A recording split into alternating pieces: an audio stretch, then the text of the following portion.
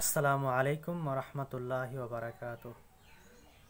আমাদের মসজিদের মাধ্যমে ছেলেরা আসিয়া তারাবির সময় বা নামাজের সময় তারা যে চিল্লাচাল্লি করে, যে হুলস্থুলি পরিবেশ করে মসজিদের মাধ্যমে, এই বিষয় নিয়ে শেখ আহমদুল্লাহ সাহাবে কি বলেছেন আসুন আমরা শুনি। মসজিদে বাচ্চারা টুকটাক ডিস্টার্ব করলে ধৈর্য ধারণ করতে হবে, বেশি ডিস্টার্ব করলে তাদেরকে সুন্দর করে বুঝাইতে হবে, অভিভাবককে বুঝাতে হবে। আজকের শিশু আগামী দিনের মুসল্লি। নবী করিম সাল্লাল্লাহু আলাইহি সাল্লাম খুতবা দিচ্ছিলেন জুমার। হাসান বা হোসেন রাদিয়াল্লাহু তাআলা আনহুমা দৌড়ে আসছিলেন নানার দিকে, জামা পেঁচায়া শরীরের সাথে পড়ে গেছেন। নবীজি মিম্বর থেকে নেমে দূরে গিয়ে নাতিকে কোলে নিয়ে আবার এসে মিম্বরে দাঁড়ালেন, তারপর খুতবা কন্টিনিউ করলেন। আপনার মসজিদের ইমাম সাহেব করলে চাকরির কি হাল থাকবে বলেন? চাকরি থাকবে? নবী করিম সাল্লাল্লাহু আলাইহি সাল্লামের জায়গায় আমরা যদি হতাম তো বলতাম, মেয়েকে যে বলতাম, মা অন্তত আমার খুতবার সময়টা তো ধরে রাখবা। বলতাম কি বলতাম না? আমার নবী করিম সাল্লাল্লাহু আলাইহি সাল্লাম সেরকম কথা বলেছেন বলে জানা যায় না। তিনি সিজদায় গেছেন জামাতে নামাজে, ভাই একাকী না, মসজিদে তিনি ইমামতি করছেন। তার পিঠের উপরে হাসান হোসেন যখন উঠে বসছেন, নবী সাল্লাল্লাহু আলাইহি ওয়াসাল্লাম আর তাদেরকে নামানোর জন্য কোনো কসরত করেন নাই।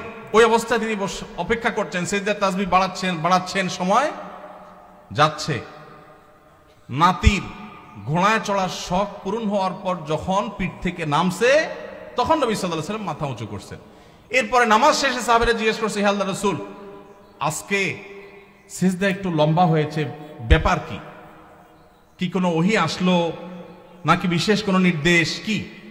তখন নবী সাল্লাল্লাহু আলাইহি ওয়াসাল্লাম বললেন, সেরকম কিছুই না, আসলে নাতি পিঠের উপর উঠেছিল, আমি তাকে নামাতে চাইনি, সে নেমেছে, তারপরে তিনি নবী সাল্লাল্লাহু আলাইহি ওয়াসাল্লাম মাথা উঁচু করেছেন। আমাদের ইমাম সাহেবদের যদি নাতি তো দূরের কথা, নাতিরে তো মানুষ একটা এক্সট্রা আদর করে, ছেলেও যদি আসতো বা নাতির জায়গায় আরো কিছু যদি আসে, পিঠের উপরে তার পরিবারে কোনো বাচ্চা আসতো, ইমাম সাহেবের চাকরি চলে যেত। ঠিক না বে ঠিক? ভাইরা আমার,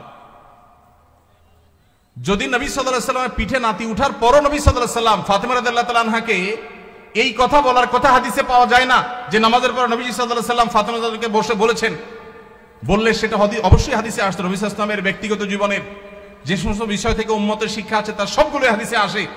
এরকম কোন হাদিস পাওয়া যায় না যে তিনি ফাতেমা রাদিয়াল্লাহু তাআলার কাছে যে বলেছেন, মা আমি মসজিদে ইমামতির দায়িত্ব পালন করছি, এই টাইমে তুমি নাতিকে ছেড়ে দিলা, তাকে এই টাইমটা ধরে রাখতে পারতা। এরকম বলেছেন বলে কোনো প্রমাণ পাওয়া যায় না। এই জন্য বাচ্চাদের টুকটাক মসজিদে আসা, তাদের ডিস্টার্ব করা, এটাকে মুরব্বীরা, চাচাজিরা, বাবাজিরা আল্লাহর ওয়াস্তে হজম করে নেবেন। আপনারা যদি ধমক দেন তো মনে রাখবেন, এই বাচ্চা মসজিদ থেকে যদি দূরে সরে যায় আপনার ধমকের কারণে, সারা জীবনের জন্য আপনি গুনাহগার হয়ে থাকবেন। এদেশের একজন প্রথম সারির বড় আলেম, প্রথম 10 জনের একজন হবে, নাম বললে সবাই 100% মানুষ চিনে যাবেন, আমি নাম বলছি না।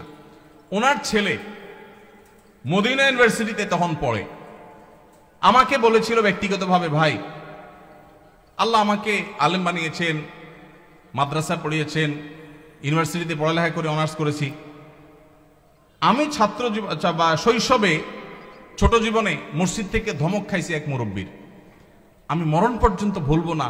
আমার মনে কতটা আঘাত সেটা এঁকে দিয়েছে। বহু ধমক জীবনে খেয়েছি, কিন্তু ওই ধমকটা ভুলবো না। মসজিদে গিয়েছি বহুত আবেগ নিয়ে, অনুভূতি নিয়ে, একটু দুষ্টামি করেছি, যেই ধমক খেয়েছি আমার ভেতরটা কেঁপে উঠছে। আমি চিন্তা করি, আমার জায়গায় একজন সাধারণ মুসলমান যে এতটা ইসলাম বুঝে না, হয়তো স্কুল কলেজে পড়েছে, সে যদি আঘাতটা পাইতো সে হয়তো নাস্তিক হয়ে যেত, সে তো ইসলাম থেকে দূরে সরে যেত। এই জন্য মসজিদ থেকে বাচ্চাদেরকে ধমক দিবেন না। আদর্শ মসজিদের জন্য, বাচ্চাদের জন্য, যুবকদের জন্য, এমনকি মা বোনদের দ্বীনি শিক্ষার জন্য চিন্তা ভাবনা, ফিকির, তাদের জন্য পর্দা, প্রাইভেসি রক্ষা করে কিভাবে তাদেরকে দিনদার বানানো যায়, ফরজ আইনের ইলম শেখানো যায়, সেই ব্যবস্থাপনা থাকতে হবে। মসজিদ থেকে জনসেবামূলক কার্যক্রম থাকতে হবে। জনসেবার জন্য পয়সার দরকার নাই, ইচ্ছা যথেষ্ট। আমি